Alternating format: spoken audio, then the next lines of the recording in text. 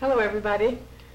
I want to invite you to join me in looking at lots of works of art, pictures and pieces of sculpture and old drawings, and books, all kinds of things. I hope that some way I can make you share the enormous pleasure that it's been able to give me for a long time now, and of course everybody else. I'm not at all unique in this. It is one of the things that the human race is so gloriously always in appetite for, is some kind of art. Now, it may not always be what we would call very good, and it may sometimes, in fact, be quite appallingly bad. But it is true, I think no one can deny, that there's always some need for the kind of thing which the artist can do. There's always some kind of a desire for it and some joy which is obtainable from it. I can't tell you exactly what kind of joy, and maybe you'll know better than I will if you stay and look every time that you can at what I'm going to try to show you and tell you. I think it's quite possible that you can know, because sometimes I feel that I've looked at so many things that I can't come to any kind of positive conclusion nearly as easily as other people can. I can't give you an answer to the questions that rise in my own mind, much less yours. Does that sound too hopeless for you? Does it sound too pessimistic? Maybe there shouldn't be any kind of positive answer. Let me show you two things which were made very far apart, both in time and in space, and which are quite unlike, and which are both, I think, works of art of value. The one on the right here in my right hand is very recent. It's an engraving which was made in the last few years by someone who lives right here in Los Angeles. Maybe a year old this thing is. And this was made at least 500 years ago, made in a distant country by someone that we'll never know. And yet both of them are able to speak to us now. I suppose this is one of the most fascinating things about any works of art, is that through everything, through all of the time that elapses from the time that they're made, through the space that separates us, a work of art can still speak to us. It can still say something to us, and say something that we may find wonderfully exciting or terribly irritating or angering or beautiful or any number of things. But it can speak to us. And this is our very precious, singular, and human ability, that we can look at something that is not living, that is really not real in any sense of the word the way we use it ordinarily, and yet we can make that whole thing expand into something which is vitally exciting to us and important to us. And we can take a single line and we can make out of that, any number of things. I'm sure that you're already busy making something out of it, because this is something that we as human beings just do immediately. As you may be making out of it, you might be making grass growing. You might, particularly if you had just had to cut the grass or something, so that you were very conscious of it. Or you might make out of it fire, smoke rising, any number of things, a branch of a tree. Because we are the kind of thing, whatever it may be, we are of the very nature of the form reader. As we see something, we read into it meaning.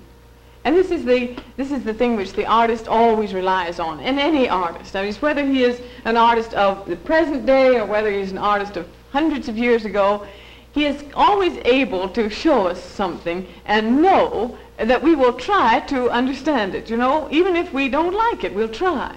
We'll try to enter into it, and we'll have to. I think that when you look, for instance, at this, the feeling that it gives you, maybe you won't like it, maybe you don't like it, but you can't help feeling a kind of intensity about it and immediacy about it that is very unlike the feeling that this gives you.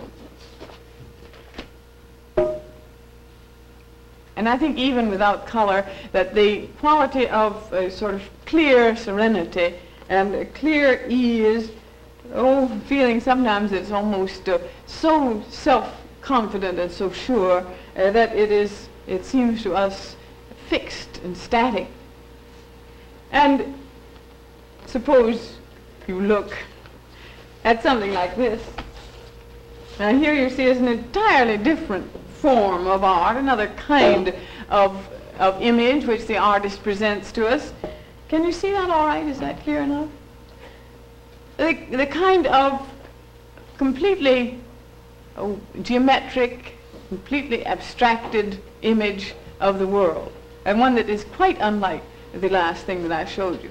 And yet I'm sure even in looking at this, now if, of course, if you get over the feeling that you may have that is in a way just prejudice, and I don't care which way you're prejudiced, whether you're prejudiced to say, oh, I like that because it's so cool and smooth and modern, or whether you're prejudiced to say, I don't like it because it's not a picture of any place that I ever saw, or any person that I ever saw. Whichever way your prejudice goes, I don't want you to be prejudiced. I want you to try just to look at it and to, in a way, to read and know it as you can do immediately. Because this is in a way one of the great pleasures of art, you know. This is the thing which makes it so forever fascinating, is that it is the mark of a human being. It is the thing, the actual product of the human imagination. And because it is the human imagination, I think it can never be really alien to us or really distant from us. And therefore, when we look at any work of art, we read it as human beings, and we must, and we should. And then we can enter into it, in the most marvelously varied ways. We can see a world which we could never have lived in. We can see and we can be, you know, in the space of an hour. Think of the things which you can be through art that you can never be in the space of 500 years through any other means. You can be a squirrel, or you can be a stone, or you can be water breaking on the beach, or you can be a murderer pursued by the police, or you can be a little child, or you can be a cat sitting by the fire. You can be all of these things through art, or you can be an angel. You can be things which you, because we are human beings, can never possibly be any other way. And then, of course, we can also be a part of a world now gone that was a human world. You can, through all forms of art, and I like to think, of course, through the visual arts, perhaps more than anything else, because they give you no barrier of language. They may give you other barriers, but at least you don't have to translate this story, this picture, into some kind of language which you would know. I may have to translate the story for you. As it may be that you don't recognize it as the Annunciation of the angel to the Virgin Mary, because this may not be a part of your understanding or even your knowledge. And yet the forms of it, just looking at it as a picture, I believe that enough can come through to you so that you get something, at least, something of a world outside of yourself. Maybe something of the very world that this is, a world remote from us in time and remote from us in space, that enables us to be, well, more than we could otherwise be, do you see? We could not be ever again, because this world never will exist again, never really exist. We could never return to the medieval world, the late medieval Italian world, by any means, until they invent, if they will invent, and I do hope they will, some kind of a time machine, like you always hear about in those wonderful science fiction stories, where we can turn time back.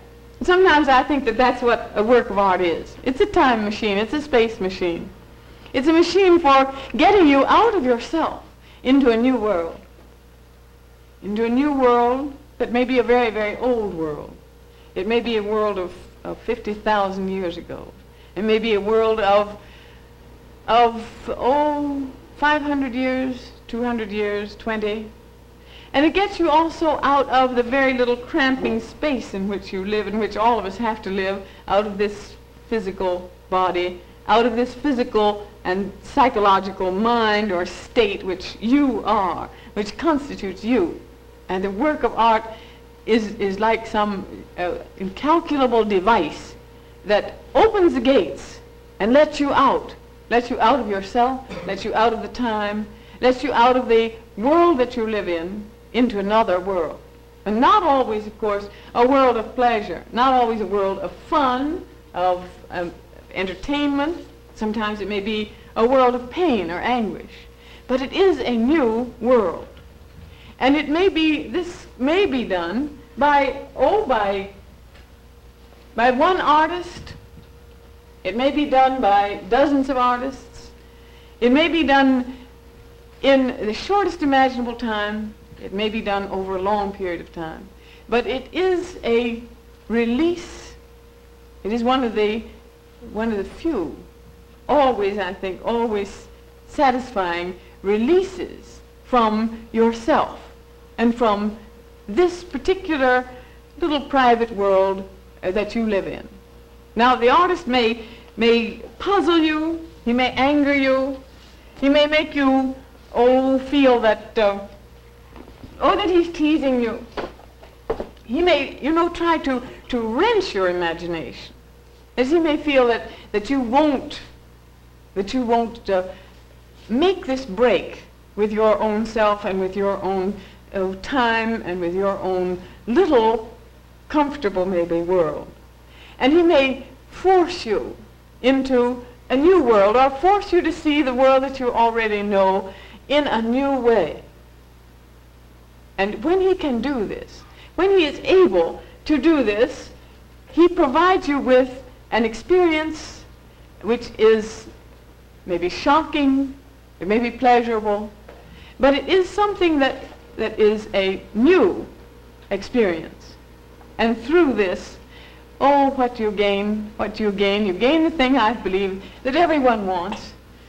There is the feeling of renewal. Maybe more than any other thing, more than aspirin and more than martinis and more than a rest home in the country, maybe more than any other thing. This is what art can give you. Renewal. A new feeling of life. Maybe even a new life. I'll see you soon.